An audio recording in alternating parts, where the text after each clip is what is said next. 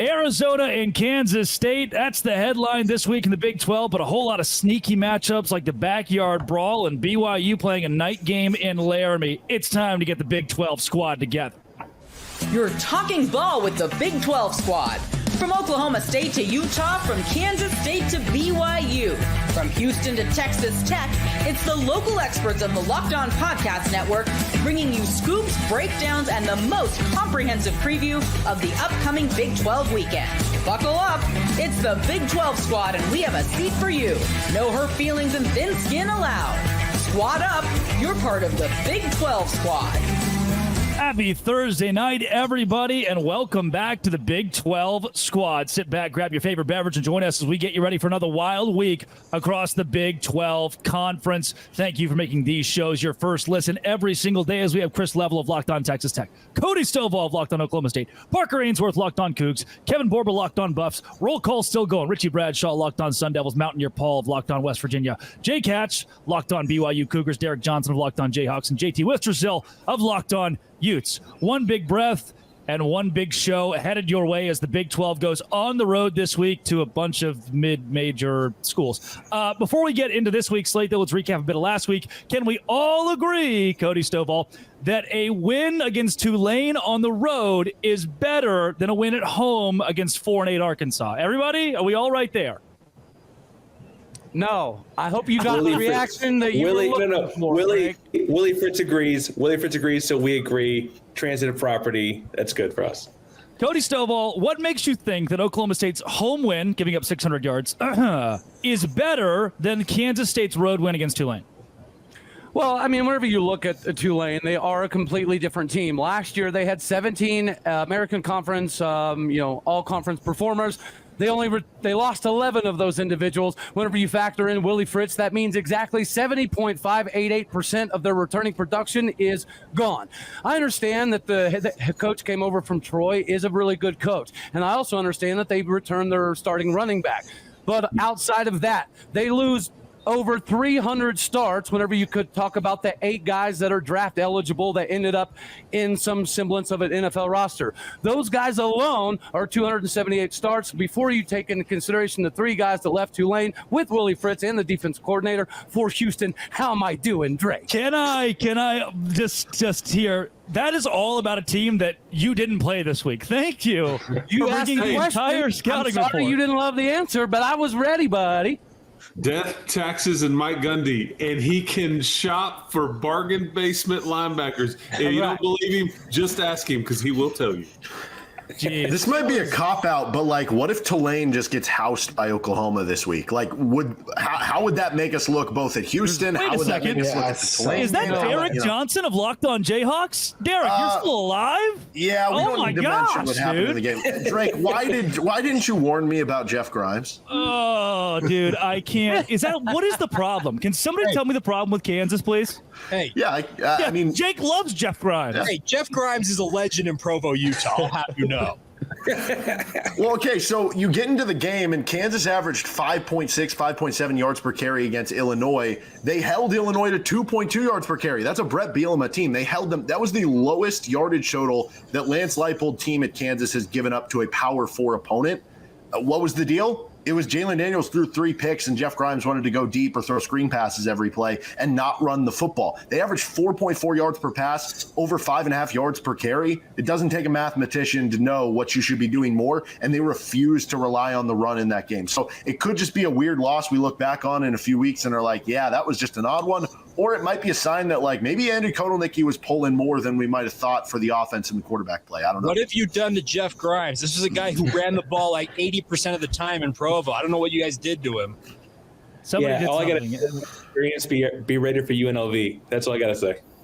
Ready for UNLV. Am I white girl wasted, or was that the worst performance ever by Jalen Daniels in a KU uniform? He just looked like a completely different player. He looked lost. He looked confused. He couldn't get his platform set right. He was throwing against his body all day. It just seemed like he was very out of sorts from the very get-go. No, I agree. And that's been the conversation all week. Nobody knows. It's have all the injuries added up? Is it that he hasn't played in a while? He's shaking off rust? Is it a Jeff Grimes thing? I don't entirely know. And that's what's scary, because it's if Jalen Daniels isn't the guy that you think he is, this offense is going to be very different. The season is going to be very different. And that's why this week, I mean, UNLV is a good opponent. KU beat them in the bowl game. I don't know if that helps or hurts you here in this go around, but it's one of those where it's like, if KU doesn't perform against UNLV, all of a sudden fans are going to start changing their expectations to just, can you just make a third straight bowl game versus if Jalen does look like the guy we've seen on the bigger sample size, maybe it's back to like, okay, new season, Big 12 play. You know, Texas was tied with Wyoming in the fourth quarter. The Oklahoma State, South Alabama game. K-State lost to Tulane a couple years ago when they won the Big 12. It'll just be, you know, whatever. It's just a weird loss early in the season. Yeah, I would stress that we're all going to agree that UNLV is a very, very, very good opponent. We're all going to believe that. I do want to pitch it to Kevin Borba. Again. Yeah, was the Kelly Leipold thing real? For those who need context here, apparently the Kansas coach's wife tweeted that she wanted more fan support. Derek, to our local expert, Derek. Yeah, actually, nobody knows. I actually have gotten texts from people like in the media who have literally been like, should we like FOIA request Twitter? How is that going to go? But I don't know. Probably just get shut down. I was going to let Kevin Borba talk about Colorado this week, but Dion called me and said, don't let anybody speak on our football team whatsoever. We are going to do things our own way, and nobody gets to have an opinion, period, except for us. Let the band play, Dion. Let the band play. What if we can we play the rap song first and then let Borba talk? Maybe. I could give you the full breakdown of what the whole – they released a statement because that's how dramatic it was. No. It goes, Shador Sanders snippet of Perfect Timing, which is the song. If you like it or not, it's not one of my favorite rap songs. And then it goes Glory, Colorado, and then they kick the field goal, and then they play the fight song, is what their statement said. Now, granted, no one was paying attention because I didn't realize that many people cared about a song after a game. But when the New York Mets did it, no one cared because they have that guy with. They don't have a fight song. They don't have the band. You've got a whole. They got 17-year-olds sitting in the stands waiting to play the tuba because their team scored when they do score. The Mets have a guy with a trumpet. I mean, like, who doesn't have a guy with a trumpet? But I mean, the students wanted. It's perfect time. I don't know. I feel like Colorado has a lot more to worry about than what song they're playing after touchdowns because against Nebraska, the fight song, Borba, the fight song. It's pretty clear. Do you have a bottle of bourbon you keep like a Bob Euchre in Major League? Like you just before every show. I need one talking to you because realistically, we're talking about a fight song when Colorado just got absolutely embarrassed by a Nebraska team they boat raced last year, and all they did differently was add a freshman quarterback. So, hey, real quick, can we just talk about how crazy it is that Utah beat a Big 12 team and it doesn't count for absolutely anything this weekend? Like, isn't that Utah wild? beat a glorified mid-May. We can all agree that Tulane is better than Baylor. Tulane is better than Baylor. We can all get behind that one. Better than Baylor. Yeah, JT, to your point, UNLV is really good. Probably the game of the week in the Big 12 this week with Arizona and K-State. That doesn't count either. Like, what's up with? I know it's so weird.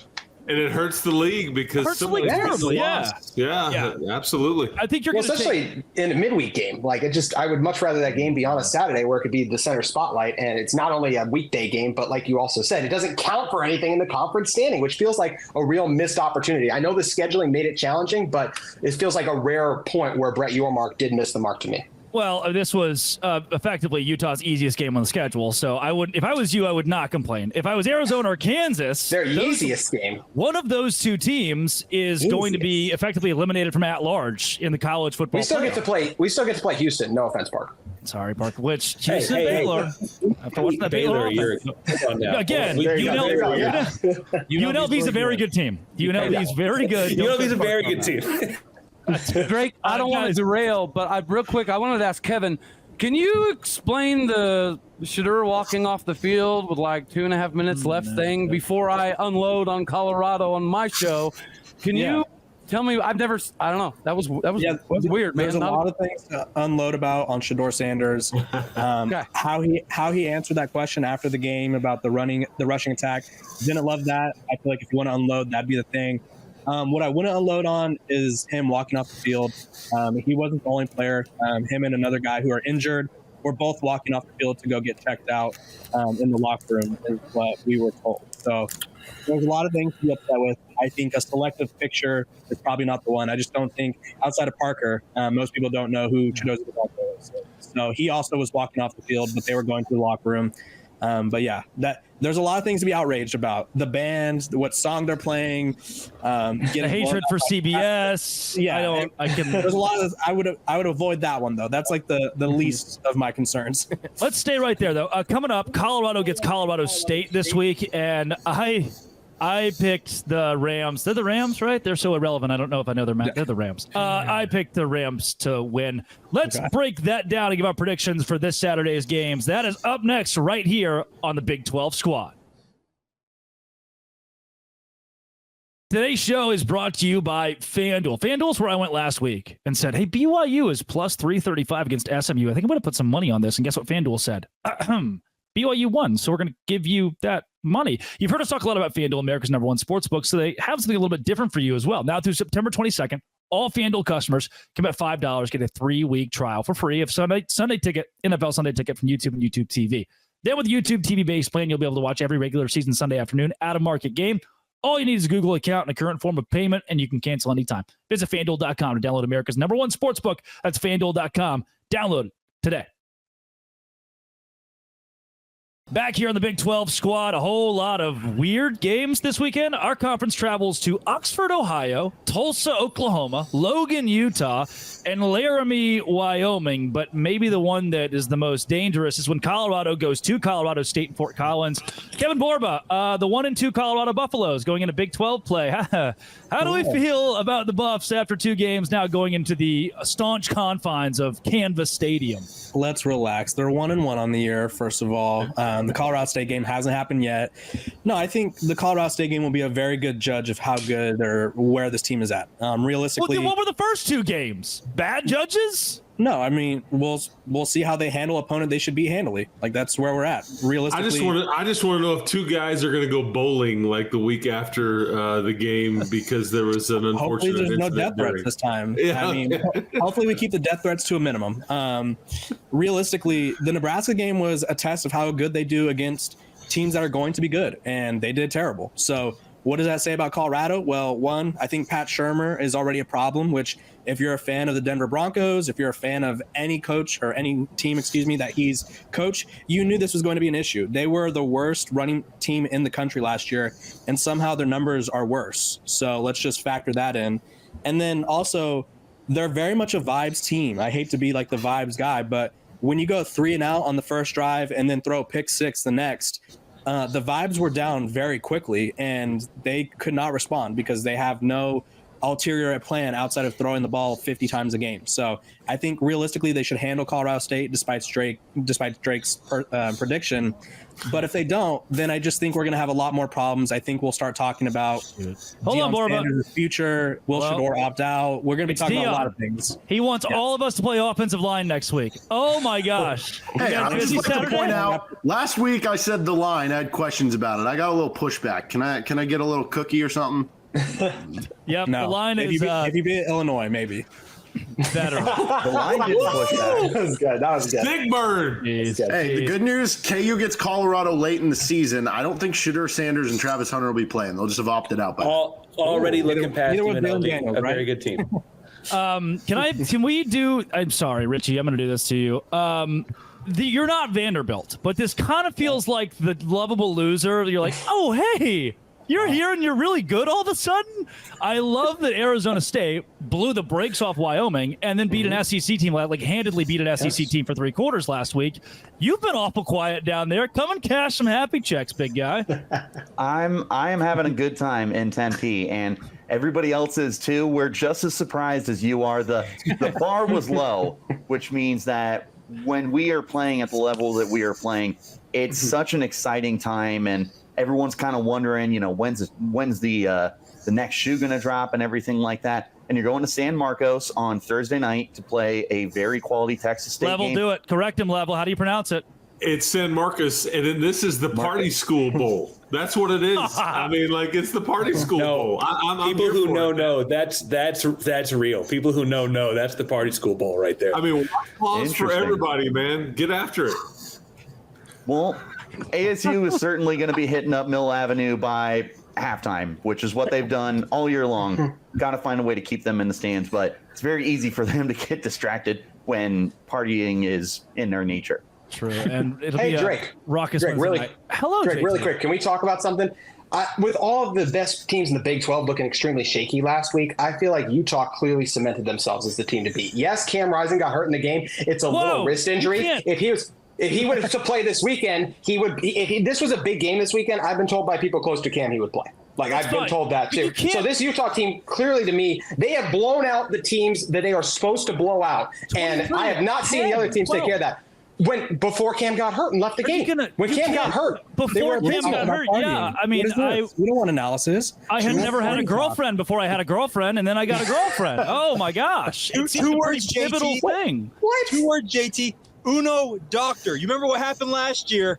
I know. He was warming up against Baylor This in week feels 2. different. He was on the sideline. He was happy. He even said it was as much. Jake, you're absolutely right. I still have PTSD from last year. But Utah has beaten the teams they were supposed to beat handedly. And yes, when Cam gets hurt, obviously Utah isn't going to be a juggernaut. But when Cam has been healthy, this team has looked as good as they're supposed to be. Baylor had negative yardage for most of the first quarter. The Utah defense is the best individual unit in the Big 12 currently. What happened after the first quarter? Did something happen after did they play 3 more, or did they stop? I said Cam got hurt. Cam got that was good. Cam got hurt, and the offense tailed off. But as I said, this isn't a major injury, and I do want to get your thoughts on what I said about the other thing. I think the Utah defense is clearly the best overall unit in the Big 12 based on what we've seen so far. Yeah, I could have told you that. I think the point, before I interrupt Drake, I think the point Drake's missing is this point. Cam has a medical degree and can take care of himself. That'll really speed up the process, and he'll be okay. So.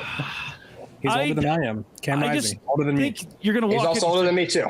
4 years older than me. I don't know if you can walk into conversation and be like, "Oh, the top teams in the Big 12 look shaky except us." My brother, you looked early so shaky. How did we look? We looked completely fine until Cam left the game. So, and with this is a minor injury. Didn't Cam Rising point favorite and won by 11 against a putrid Baylor team? Oklahoma State and Kansas State and Iowa State all got better wins than you this week. Kansas no, State that's fair. But then Iowa State's messing around week 1, and that game was still close at various points. Houston in that game. lost. Utah hasn't really been close with Cam healthy, and once again, it's a minor injury. So I feel like we've seen Utah play at a level higher than any other team in this conference so far.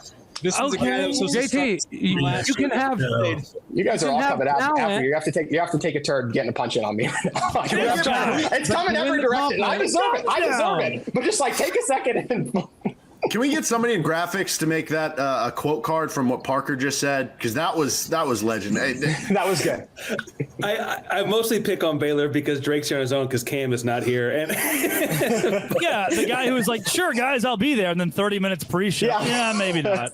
We're not very good at football. I'm just not going to. Let's not act like the Kansas State win was good. They got bailed out by a pass interference call on a touchdown. Hey, Borba, they won. We can't time out. I'm sure Chris. So did Utah. And y'all are roasting Utah. You were saying they had a better win. They had a lucky 100%. win. No, they won the game. Win? Kansas State had a better win than you. Yes, they beat a more quality team on the road. Tulane is better than Baylor head to head. Drake, didn't you say Baylor was only going to win 3 games? I feel like they're going to win more than that. No. After playing this team, I guarantee you they're going to be this is more good Utah defense than it was bad Baylor offense. I think it's the same problem with you and Cody this week. Because you're like, oh, man, that team we played, they're a lot better than I expected. Yeah, against your own team. You ever thought about maybe you made them look good? Oh, well, we did not make them. Did you watch the game? They had negative yardage in the first quarter. The difference between me and JT is I gave you a logical reasoning as to my statement. What JT is simply stating, if we all watch the same game to win a conference title, you probably have to have depth. I'm not done talking yet. Utah doesn't have enough depth to win the conference. Do you have talent? Yes. Do you have enough depth? No. We just watched the daggone football game where you didn't have enough depth. You got my name popping out. You did that, JT. I can't help it that Cameron. Yes, go. Utah plays UNLV. They're a good team. We'll see what happens. Really quick. Since apparently this didn't turn into math class and we need numbers. 7th ranked defense in the country, clearly the best in the Big 12. The only defense in the Big 12 not to give up 100 yards rushing or 100 yards passing in a game yet. They played some inferior opponents. What did they do? The Utah defense is taking care of business. Van Fillinger, Connor O'Toole, top 2 pass rushers on this team, 1 and 2 in sacks. Is that better for numbers? It's a shame that there is more than just defense in a football game and that offenses have to play well. Congrats on your scored 23 points against Baylor. But they're much improved on defense, aren't they? Against you, they were. Coming up, let's get a prediction from everybody on this. We were supposed to do it in this segment. Coming up, let's get a prediction on this weekend from everybody. We're going to keep it to 30 seconds or less on the Big 12 Squad. Today's show is brought to you by LinkedIn Talent Solutions. Look, if you see a good tweet from @LOBig12 on Twitter, it wasn't me. It was my intern that I hired from LinkedIn Talent Solutions. LinkedIn is not just a job board. It helps you hire professionals that you can't find anywhere else. Over 70% of LinkedIn users only use LinkedIn. 86% of small businesses get a qualified candidate within 24 hours. Hire a professional like a professional. 2.5 million small businesses use LinkedIn for hiring. Post your job for free at linkedin.com/lockedoncollege. That's linkedin.com/lockedoncollege to post your job for free. Terms and conditions do apply. Visit linkedin.com/lockedoncollege today. It's prediction time. We've not heard enough from the guy who's got the backyard brawl this week. Mountaineer Paul, is your team good now? 30 seconds on West Virginia and Pitt this weekend. I mean, it's a good question. I think it's going to answer a lot of questions. Pitt's not exactly world beaters. They scored 22 and answered in the fourth, which was wild against Cincinnati. Holstein was 4 for 11 up until that point. Went 10 of 11 in the fourth quarter of the game. Kudos to him. I don't think Pitt's a good football team. I think we smash them this weekend. I really, truly do. John Denver rules. Yep. Yeah. John Denver rules. Love it. Our pass defense is definitely suspect, though. Richie Bradshaw, let's go more in chronological order now. Arizona State, Texas State in San Marcos. Arizona State is a 1.5-point favorite against G.J. Kinney's team. Give me your prediction this week. I think it's going to be a slugfest. Excuse me. The way that ASU wins this game is to continue to suffocate the run, which over the first 2 games, they have not allowed 100 combined rushing yards to their opponents. For what it's worth, Wyoming can run the football. Mississippi State has Blake Shapen. It's not like they're playing nobodies. Obviously, there's still a lot to prove. In the meantime, you've got an offense that's kind of anemic through the passing attack, but you can run the heck out of the football with Cam Scattaboo, who just won the Doak Walker Player of the Week award. Give him the football. Allow Sam Levitt to play game manager, suffocate on defense. You have 4 turnovers on defense, 3 touchdowns on those 4 turnovers. There's a way to win this game. You just need to pound the rock and somehow slow down a really good Texas State running game. Yeah, Blake Shapen is one of the quarterbacks of all time. Thank you, Richie. He sure is. Cody Stovall, locked on Oklahoma State. Going into Tulsa this week, I just want to put it out there. Alan Bowman didn't look very good to me. I don't know about you, but I still think Oklahoma State is a 28-year-old, somehow older than Cam Rising. Alan, it's a joke. Alan Bowman didn't look great. Do you have a lot of confidence, not just this week, but moving forward for a team that I do believe is consensus top 3? I mean, not necessarily. I think what you saw from Bowman was a little bit of a regression back to the old school Bowman. Chris, I don't know why you're laughing. You are here to talk about. I love me some Alan Bowman, man. I mean, throw a flag on me. I mean, come on. Boom, boom, boom, boom. Here's what I'll say is there's 2 teams historically that have been able to shut down Ollie Gordon. That is Texas and Arkansas. Thankfully, Tulsa is neither one of those ball clubs. There has to be an emphasis. We have to figure out how to run the ball again at some point in time, or this season is not going to go the way we need to. This has to be the game that our offensive line has to stop playing like a Charmin extra soft toilet paper and run somebody into the ground. It has to be this day. I'm going to say 44-21 Cowboys. Cody, you forgot to say Utah in 2 weeks for shutting down Ollie Gordon as well, but you'll learn. It's okay. You better hope and pray Cam Rising is healthy, buddy. I promise he is. I promise. North Texas, Texas Tech. Chris Level, I saw today the entire defense for the Red Raiders is out. Are you going to be at the game? Are you okay? Are you also? Holds up a sign that says, I hope both teams have fun. North Texas has a good offense, Chris. Will anybody be available on defense for Texas Tech? Yeah, I don't know, man. I mean, like, can we just get a redo and start the season over? This is I feel like I'm jealous. The word of the day is jealousy from most of you guys. This is not been a good start of the season. North Texas, actually head coach Eric Morris played wideout for Mike Leach at Texas Tech. They throw it all over the place. Chandler Morris, who was at TCU in Oklahoma. I think he's throwing it for about 380 a game. Who knows? I mean, take the over, say a prayer. Hopefully the Red Raiders will quit turning the ball over, quit committing penalties, but need a win. We got the Sun Devils coming in next weekend, or a week from Saturday, and then the Bearcats the week after that. So you got 3 straight home games, but better make some hay, folks. 3 straight losses. That's crazy, too. Oh, tough. I mean, I deserve all the smoke. I'm sorry. I can appreciate the fact that Texas Tech decides to put out these injury reports so we know exactly who's not Oh, playing. my gosh. Yeah, BYU gives you nothing. Please let there be JT, injury reports. JT, you get 15 seconds because it's Utah State. Utah's going to blow out Utah State's going to be 38-7. Utah's former quarterback last year, Bryson Barnes, actually may start in the game. Kind of weird, but Utah's going to blow them out. It's not going to be a game. And then all sites will be on that matchup in Stillwater the following week. Can't wait to go. I have seen Bryson Barnes play college football once in my life, and play is a very strong word. Colorado and Colorado State. Kevin Borba, you've given a bit of a prediction. Give me the full prediction. Yeah, I think Colorado's going to win 28-14. I think they just have a lot of problems in the trenches still. Defensively, they haven't gotten to anyone at all. And offensively, they kind of got embarrassed by Nebraska. So there's going to be a lot of people tuning into this game like there was last year. There was almost 9 million people watching. And I think we're going to see a very weird and ugly win. But I think Colorado State is a bad football team. Yeah. Parker, for you, it's an old Josh Pate-ism. Never play a food. You've got Rice at home this week, and you're a 4-point favorite. Will Houston get its only win of the season? If it were only about eating rice, I think it would be a lot more than a 4-point favorite. I think that, truthfully, Houston feels weirdly good about where they're at. There's a world where they played 2 playoff teams between UNLV. If they can beat Boise, could be the Group of 5 team in. If you told me Oklahoma was the 4th best you SEC love UNLV. team. You really love UNLV. Arcadians for life. I like, I think that Houston's feeling good. I got to be honest. Houston lost to Rice last year. Felt like a nail in the coffin for the Holgerson era. You got to hope that you open up the Willie Fritz era with a win here. A lot of people in town. Your Marcus said he's going to be there watching it in person. A lot could be on the line this weekend for. Why would he ever do that to himself? Please, no. It's a beautiful city with great food, including lots of rice to eat. Jake Hatch, we are going right to you. BYU at Wyoming. Never play a night game in Laramie, but this Wyoming team stinks. Hey, so long as BYU avoids the urine bombs that Wyoming fans are sure to throw at their sideline, I think they'll be okay. That's the biggest thing with this game. Shut down the rushing attack. You already heard Richie talk about it. Arizona State shut it down.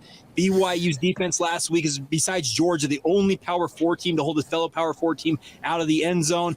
Jay Hill has completely revolutionized this BYU defense. If they do their thing, BYU will handle their business up there. Hey, is that the bomb thing? That's real? The urine bomb? Like, what? Explain it. Like, no, you can't just gloss over that. Like, what in the world are you talking about, man? Okay, Wyoming fans hate, and I mean hate BYU. FU BYU is a constant chant up there when BYU shows up in Laramie. My dad has been there when inebriated white Cowboy fans peed over the railing onto BYU walking out of the locker room. There have been urine bombs thrown from the stands onto players on the sideline. Like in a balloon or a bottle or what? I mean, what are we talking? In a balloon. In a balloon. You're a little too interested. I love how Don't get any ideas over there in Lubbock. I went to Laramie. They have tortillas in Lubbock, and he is so. Yeah, Chris is going to start soaking tortillas in urine now. Good job, Jake. I'm trying to learn, man. BYU has won. BYU's won 9 straight games over Wyoming. The last time Wyoming beat BYU, it was 2 losing teams going head-to-head. Wyoming fans tore down the goalposts and paraded them down Main Street in Laramie, Wyoming. They have an absolute visceral hate for the Brigham Young University Cougars, and it's going to be on full display Saturday night. Well, Hatch, may God be on your side. It sounds like if that is the case, he is. He definitely is. We can all mark urine bomb off of our bingo card from here. The Big 12, yeah, hey, Jake, we're a raincoat, bring an umbrella. Oh, trust me, I'm ready. I'm ready. Don't worry.